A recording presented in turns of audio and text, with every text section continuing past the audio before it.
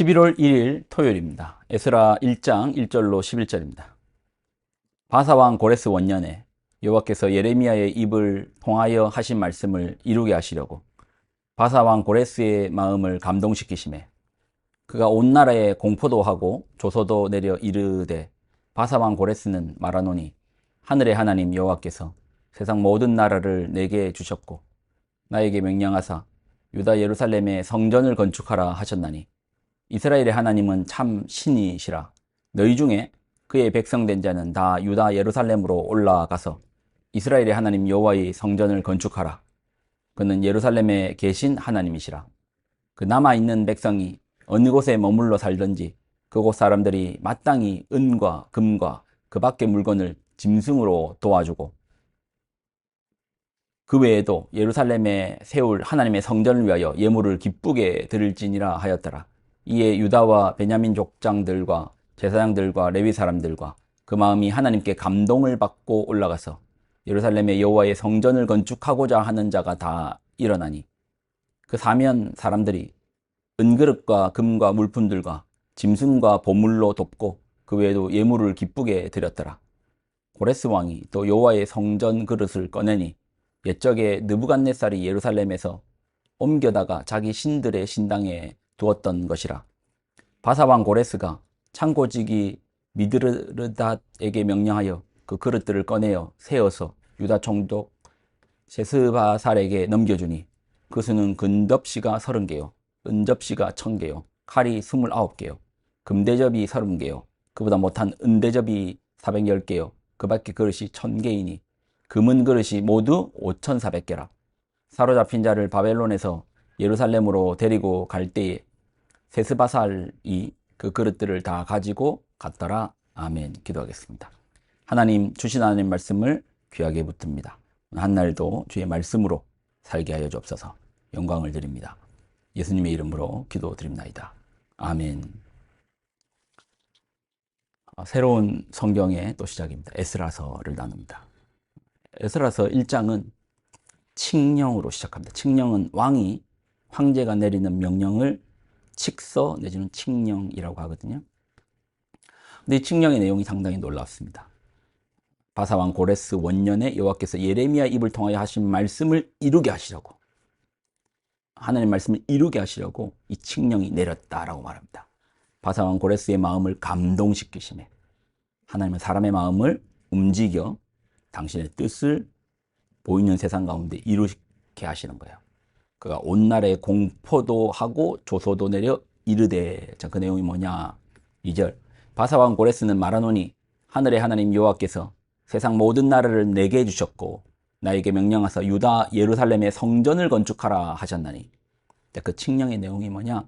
유다 예루살렘에 하나님의 성전을 건축하게 한 것입니다. 놀랍죠? 고레스라는 인물은 페르시아의 황제거든요. 역사에서는 키루스라고 나옵니다.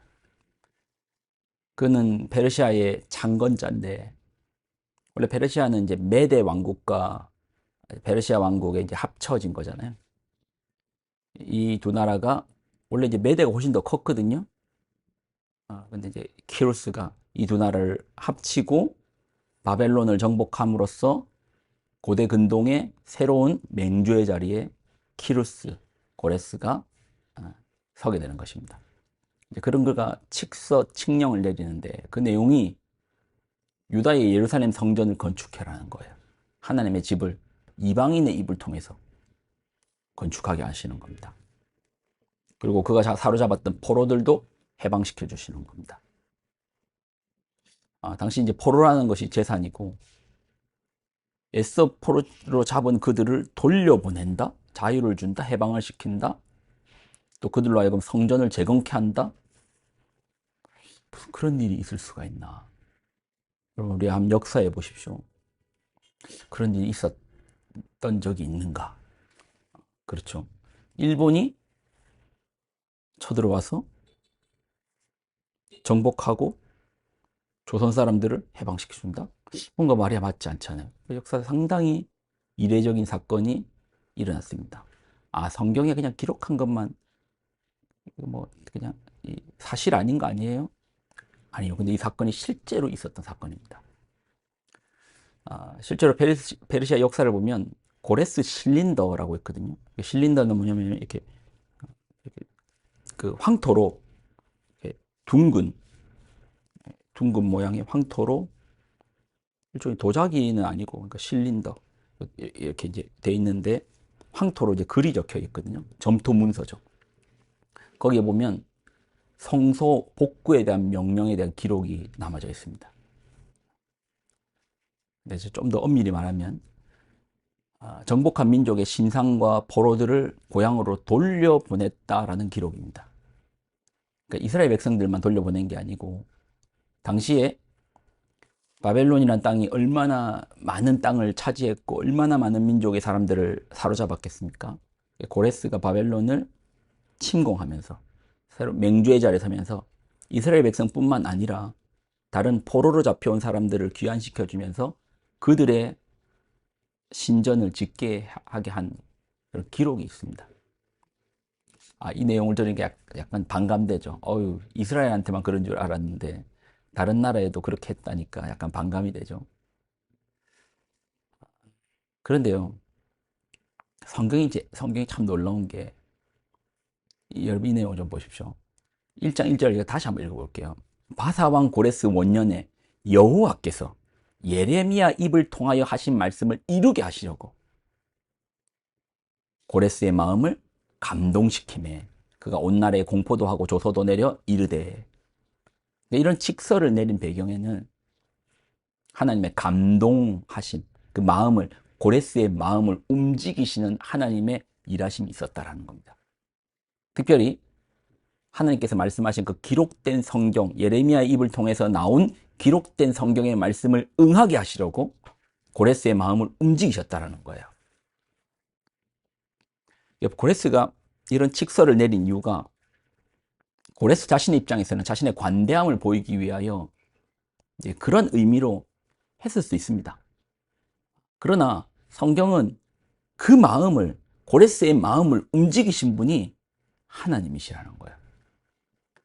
근데 꼭 하나님께서 그렇게 했다라는 보장이 어디 있습니까? 그냥 뭐 우연히 그렇게 됐는데 거기다가 하나님이 하신 것처럼 뭐 이스라엘 사람들한테만 그런 것도 아니고 보니까 다른 민족들도 포로로 보내줬는데 그냥 그렇게 된 걸 그냥 하나님이 했다고 그냥 말하는 거 아닙니까? 그래서 단서가 있어요. 예레미야의 입을 통하여 하신 말씀을 이루게 하시려고. 만약 이 부분이 딱 맞다면 부인할 수 없겠죠. 예레미야가 뭘 얘기했냐면 이스라엘 백성들의 포로의 기간이 몇십 년? 70년이라고 말했습니다. 네가 70년 동안 포로로 잡혀갈 것이다. 그러면 고레스의 칙령과 이 70년의 숫자가 맞아떨어지면 하나님의 말씀이 딱 맞는 거죠. 이건 우리가 역사를 통해서 눈으로 확인할 수 있죠. 바벨론이 기원전 605년에 처음으로 1차 침공이죠. 이때 처음으로 포로로 끌고 갑니다.